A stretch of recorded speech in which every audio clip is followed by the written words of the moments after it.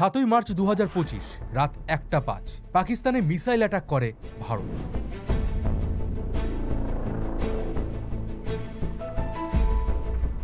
কাশ্মীরের পেহেলগামে হওয়া আতঙ্কবাদী হামলার বদলা নেওয়ার জন্য ভারত লঞ্চ করেছে operation Sindoor. Justice is served. পাকিস্তানকে কড়া জবাব দিল ভারত। পেহেলগাম হামলার বদলা ভারতের অপারেশন সিঁদুর। একের পর এক মিসাইল হামলায় গুড়িয়ে দেওয়া হলো 9টি জঙ্গি ঘাঁটি। সিঁদুরের বদলা নিল সিঁদুর, আর মাত্র 25 মিনিটের মধ্যে পাকিস্তানের 9টা জঙ্গি ঘাঁটি তছনছ হয়ে গেছে। भारत ने पहलगाम हमले का बदला ले लिया है। सिंदूर का बदला ऑपरेशन सिंदूर से लिया है, যার মধ্যে মাসুদ আজহারের পরিবারের প্রায় 10 জন মারা গেছে। তো বন্ধুরা, আমি রয়েছি মিঠুন আপনাদের সাথে। এই মুহূর্তে ইন্টারনেটে এই হামলা নিয়ে বহু ফেক নিউজ ছড়ানো হচ্ছে।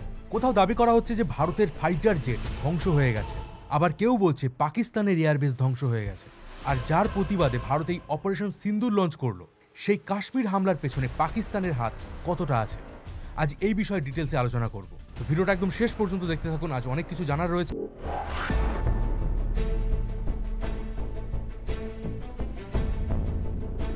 দেখুন, যে মুহূর্তে আমি ভিডিওটা শ্যুট করছি ততক্ষণ পর্যন্ত ভারতের তরফ থেকে কোনো অফিসিয়াল প্রেস রিলিজ করা হয়নি যে ভারতের সমস্ত ফাইটার জেট অক্ষত আছে। এবার এই বিষয়ে যদি ইন্ডিয়ান গভর্নমেন্ট কোনো ডিটেইলড আপডেট দেয়, তাহলে সেই ডিটেলস আমি অবশ্যই আপনাদেরকে জানাবো। কারণ দ্য হিন্দু একটা আর্টিকেল পাবলিশ করেছিল যে ভারতের 3টে ফাইটার জেট ধ্বংস হয়ে গেছে, কিন্তু এই আর্টিকেলটা পাবলিশ করার মাত্র কয়েক মিনিটের মধ্যেই তারা সেই আর্টিকেলটা ডিলিট করে দেয়। আর এটা নিয়েও একটা কন্ট্রোভার্সি তৈরি হয়েছে। তাহলে কি দ্য হিন্দুর কাছে পর্যাপ্ত পরিমাণে প্রমাণ ছিল না? এভিডেন্স ছাড়াই কি তারা এই আর্টিকেল পাবলিশ করেছিল, নাকি তারা কোনো ফেক প্রোপাগান্ডার শিকার হয়েছিল? এমনকি বিবিসিরও একজন রিপোর্টার কাশ্মীরে গিয়ে এটা দাবি করছে যে ওই জায়গায় ভারতের কোনো ফাইটার জেট ভেঙে পড়েছে। তবে প্রমাণ হিসাবে এখনো পর্যন্ত পাকিস্তান কিন্তু কোনো ফাইটার জেটের চিহ্ন দেখাতে পারেনি। আপাতত যে সমস্ত ছবি ইন্টারনেটে ভাইরাল করা হচ্ছে এটা বলে যে এগুলো ভারতের কোনো ফাইটার জেটের ধ্বংসাবশেষ, সেগুলো বেশিরভাগই ফেক। যেমন বাংলাদেশে একটা reputed news channel Jamuna TV এই ছবিটা পাবলিশ করেছিল, যেখানে একটা ধ্বংস হয়ে যাওয়া বিমানের ছবি দেওয়া হয়েছে এবং এটা লেখা হয়েছে ভারতের যুদ্ধ বিমানকে ভূপতিত করেছে পাকিস্তান। কিন্তু যে ছবিটা এখানে দেখানো হয়েছে সেটা 2024 সালে এই পাকিস্তানি অ্যাকাউন্ট, যার নাম মোহাম্মদ হানজা, এই অ্যাকাউন্টটা দাবি করছে এই ধ্বংস হওয়া বিমানের টুকরোটা ভারতের রাফাল ফাইটার জেটে, যেটা একটা 4.5 জেনারেশনের যুদ্ধ বিমান। অথচ এই ছবিটাও ফেক। হ্যাঁ, কারণ এই ধ্বংসাবশেষটা হলো একটা মিগ 21-এর, যেটা 2021 সালে মানে আজ থেকে প্রায় 4 বছর আগে যান্ত্রিক ত্রুটির কারণে অ্যাক্সিডেন্ট করে এবং এতে সেই সময় পাইলট স্কোয়াড্রন লিডার অভিনব চৌধুরী মারা যান। এখানে আরও একটা ফাইটার জেটের ছবি পোস্ট করা হয়েছে, যেটা 2016 সালের একটা মিগ ফাইটার জেটের, মানে আজ থেকে 9 বছর আগের কোনো বিমানের ছবি তুলে সেই ছবি দিয়ে রীতিমতো প্রোপাগান্ডা চালানো হচ্ছে। কাল রাতে পাকিস্তান ভারতকে পাল্টা আক্রমণ করেছে এমন বলেও বেশ কিছু ভিডিও ভাইরাল করা হচ্ছে। আর এই ভিডিওটাও আজ থেকে 10 দিন আগের একটা ভিডিও। নিজেকে আরবের শেখ বলে দাবি করা ভেরিফাইড অ্যাকাউন্ট থেকে বলা হচ্ছে ভারতের 6টা বিমানকে পাকিস্তান ধ্বংস করে দিয়েছে। হ্যাঁ, মানে যেটা কিছুক্ষণ আগেও 5টা যুদ্ধ বিমান ছিল, সেটা এখন 6টা হয়ে গেছে। আর এই ফেক নিউজকে কাউন্টার করেছেন আল জাজিরার রিপোর্টার আলিসান জাফরি। আর এখনো পর্যন্ত কিন্তু পাকিস্তান থেকে, মানে পাকিস্তানের এয়ারফোর্স থেকে কোনো অফিসিয়াল ভারতের যুদ্ধ বিমান ধ্বংসাবশেষের ছবি পাবলিশ করা হয়নি। আর এই ধরনের যে সমস্ত ফেক প্রোপাগান্ডা ছড়ানো হচ্ছে সেগুলোর বিষয়ে ডিটেলসে জানার জন্য আপনি যেতে পারেন মোহাম্মদ জুবায়েরের অ্যাকাউন্টে। জুবায়ের এই সমস্ত প্রোপাগান্ডাগুলোর আসল সত্যতা খুঁজে বার করছে, এমনকি ধ্রুব রাঠিও এই জুবায়েরের অ্যাকাউন্ট শেয়ার করেছে। চলুন এবার দেখা যাক যে ভারত ঠিক কিভাবে এই অপারেশন সিন্দুর লঞ্চ করেছিল। কাল রাতে শুতে যাওয়ার আগেও আমাদের সবার মনে একটা প্রশ্ন ঘুরপাক করছিল যে 2016 সালে সার্জিক্যাল স্ট্রাইক 11 দিনের মধ্যেই হয়েছিল। 2019 সালে পুলওয়ামা অ্যাটাকের পরেও 12 দিনের মধ্যেই বদলা নেওয়া হয়েছিল। তাহলে এবারে 14 দিন পার হয়ে যাওয়ার পরেও কেন কাশ্মীরের হামলার বদলা নেওয়া হয়নি? কারণ ভারত সরকার খুব ভালো করেই জানতো পাকিস্তান এই মুহূর্তে একেবারে রেডি হয়ে বসে আছে যে ভারত কখন তাদের উপর অ্যাটাক করবে। আর ঠিক এই কারণেই পাকিস্তানি ইন্টেলিজেন্স এবং আর্মির মাইন্ড ডাইভার্ট করার জন্য 6 মে 2025 ভারত সরকার একটা নির্দেশ জারি করে যে দেশের 244টা জায়গায় একটা মক ড্রিল করা হবে। এই মক ড্রিলে দেশের নাগরিকদের যুদ্ধ পরিস্থিতিতে কি করতে হবে আর কখন করতে হবে, আর সেই সমস্ত বিষয়ে বেসিক নলেজ প্রোভাইড করা হবে। ভারত সরকার এটাও বলেছিল যে 1971 সালের পরে প্রথম দেশে এত বড় মক ড্রিলের আয়োজন করা হয়েছে। এমন একটা সিচুয়েশন তৈরি করা হচ্ছিল যে ভারত পাকিস্তানের সাথে যুদ্ধ করার প্রস্তুতি নিচ্ছে। এবার ভারত জুড়ে যখন মক ড্রিল আয়োজন করা হয়, তখন এই খবর পেতে পাকিস্তানও তড়িঘড়ি যুদ্ধের প্রস্তুতি শুরু করে দেয়। সেনাবাহিনীকে হাই অ্যালার্টে রাখা হয়। ভারতের নেক্সট স্টেপ কি হতে পারে সেটা নিয়েও খোঁজ খবর শুরু হয়। আর এই সুযোগেই ভারত অপারেশন সিন্দুর লঞ্চ করে এবং পাকিস্তানের 9টা জঙ্গি ঘাঁটি উড়িয়ে দেয়। এই 9টা জায়গা হলো Bahawalpur, Muridke, Gulpur, Sawai camp, Bilal camp, Kotli camp, Barnala camp এবং মেহমুনা ক্যাম্প। ভারতের তরফ থেকে দাবি করা হচ্ছে এখনো পর্যন্ত প্রায় 100 জন জঙ্গি এই হামলায় মারা গেছে। আর এর মধ্যে যে ভাওয়ালপুরে হামলা করা হয়েছে সেটা হলো মাসুদ আজহারের বেস, এবং এই হামলার ফলে মাসুদ আজহারের পরিবারেরও অনেকেই মারা গেছে। আজ প্রেস ব্রিফে ইন্ডিয়ান আর্মির কর্নেল সোফিয়া কুরেশি এবং এয়ারফোর্সের উইং কমান্ডার ভূমিকা সিং এই হামলার বিষয়ে ডিটেলস জানান। অপারেশনের দিন ভারতের 3টে সামরিক বাহিনী আর্মি, নেভি এবং এয়ারফোর্স একসাথে কাজ করে।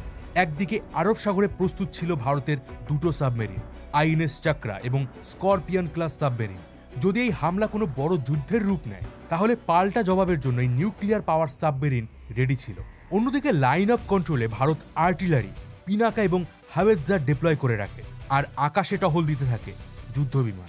এই মিসাইল অ্যাটাকের জন্য ভারত ব্যবহার করেছে স্ক্যাল্প এবং হ্যামার মিসাইল, যেগুলো একেবারে পিন পয়েন্ট অ্যাকুরেসিতে অ্যাটাক করতে পারে। তবে বালাকোট হামলার সময় ভারত যে ভুলটা করেছিল, যে কোনো ফুটেজ তারা ক্যাপচার করেনি, সেই ভুলটা এবার করা হয়নি। 7 তারিখের হামলার সমস্ত কিছু রিয়েল টাইম ফুটেজ স্যাটেলাইট এবং ড্রোনের মাধ্যমে ক্যাপচার করা হয়। তবে এই হামলার পর পাকিস্তান জানাচ্ছে ভারত তাদের দেশের সাধারণ নাগরিকদের উপর হামলা করেছে, বাচ্চা আর মহিলাদের নিশানা করা হচ্ছে। আর এই অ্যাটাকে 8 জন সিভিলিয়ান মারা গেছে এবং 13 জন আক্রান্ত হয়েছে। তবে ভারতীয় সেনারা এই সমস্ত তথ্য নাকচ করে দিয়েছে। ভারত পরিষ্কার জানিয়েছে যে ভারতের কাছে স্ট্রং এভিডেন্স আছে, যে সমস্ত জায়গায় অ্যাটাক করা হয়েছে সেই সবগুলোই ছিল জঙ্গি ঘাঁটি। প্রয়োজন হলে ভারত এই ব্যাপারে প্রমাণও পেশ করবে। লস্করে তৈবা, জৈশে মোহাম্মদ, হিজবুল মুজাহিদিনের মতো সন্ত্রাসবাদী সংগঠনগুলোর আঁতুড়ঘর পাকিস্তান, এটা পুরো দুনিয়া জানে। ভারতের এই মিলিটারি অ্যাটাক পাকিস্তানের কোনো মিলিটারি বা সাধারণ মানুষের উপর ছিল না। এর সঙ্গে ভারত এটাও বলে, যদি পাকিস্তান এর কোনো প্রতিশোধ নেওয়ার চেষ্টা করে বা ভারতের উপর কোনো রকম অ্যাটাক করে, তাহলে ভারতীয় সেনা সেই অ্যাটাকের জন্য প্রস্তুত আছে।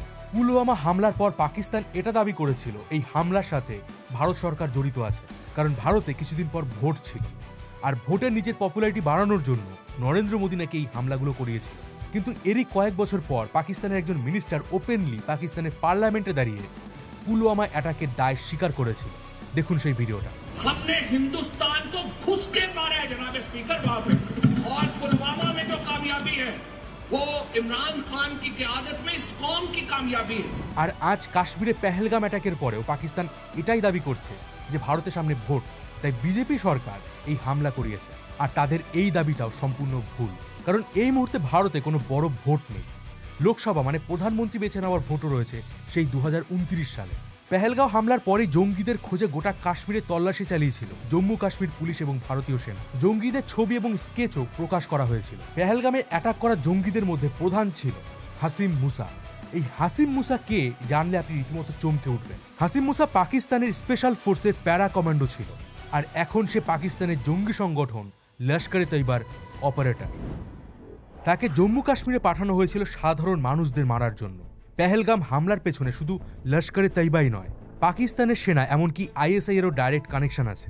জঙ্গিদের সবাই লস্করে তৈবা, জৈশে মোহাম্মদ এবং হিজবুল মুজাহিদিনের সদস্য, আর এগুলো প্রত্যেকটাই পাকিস্তানের জঙ্গি সংগঠন।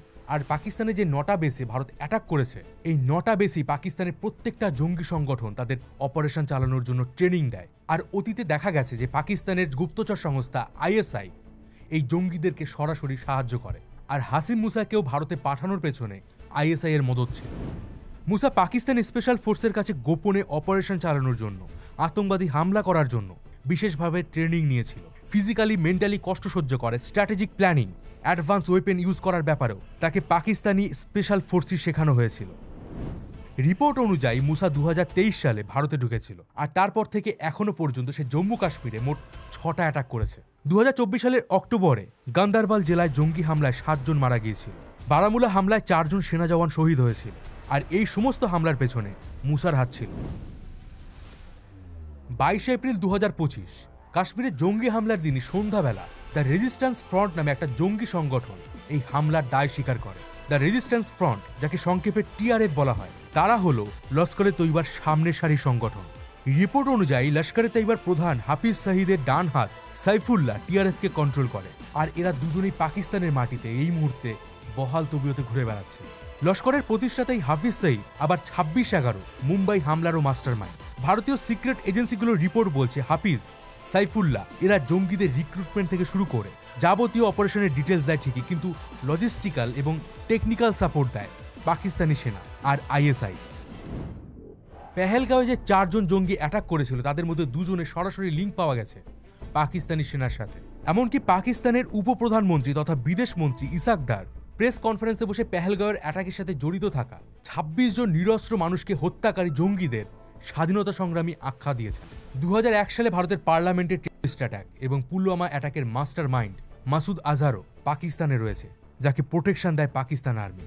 এমনকি লাদেন, যে পাকিস্তানের অ্যাবোটাবাদে লুকিয়ে বসেছিল, যার বাড়ি থেকে পাকিস্তানি মিলিটারি ক্যাম্পের দূরত্ব ছিল মাত্র 1 কিলোমিটার। 26/11 মুম্বাই অ্যাটাকে ধরা পড়া সেই আজমলের ট্রেনিংও হয়েছিল পাকিস্তানে। এমনকি কাশ্মীরে হামলার পর পাকিস্তান ইউনাইটেড নেশনেও নিজেদের ডিফেন্ড করার চেষ্টা করে, কিন্তু নন পার্মানেন্ট মেম্বার হওয়ার পরেও তারা ভারতের বিরুদ্ধে তেমন কোনো প্রতিক্রিয়াই পায়নি। তবে এটা ঠিক যে পাকিস্তান এই অপারেশন সিন্দুরের বদলা নেওয়ার জন্য কিছু না কিছু করবে। অলরেডি পাকিস্তান সরকার আর্মিকে দায়িত্ব দিয়েছে হামলা করার। তবে অপারেশন সিন্দুর এবং এই যে ভারত এবং পাকিস্তানের মধ্যে একটা যুদ্ধের পরিস্থিতি তৈরি হয়েছে, এত কিছুর পরেও কিন্তু ভারতের স্টক মার্কেট আজকে 100 পয়েন্ট উপরে গেছে। এর মানে যে সমস্ত ইনভেস্টররা ভারতে ইনভেস্ট করেছেন তারা ভারতের ফেভারে আছেন। দেখুন, যুদ্ধ আমরা কেউই চাই না, কারণ যুদ্ধ মানেই হলো ক্ষতি। কিন্তু একজন রোমান লেখক বলেছিলেন, তুমি যদি শান্তি চাও তাহলে যুদ্ধের জন্য প্রস্তুত থাকো। পুলওয়ামা হামলার পর ভারত কিভাবে তার বদলা নিয়েছিল, কিভাবে তারা বালাকোটে অ্যাটাক করেছিল, এই বিষয়ে ডিটেলসে জানার জন্য এই ভিডিওটা দেখুন। তো বন্ধুরা, আমি ছিলাম মিঠুন, আপনাদের সাথে দেখা হবে পরের ভিডিওতে। ততদিন ভালো থাকবেন, সুস্থ থাকবেন।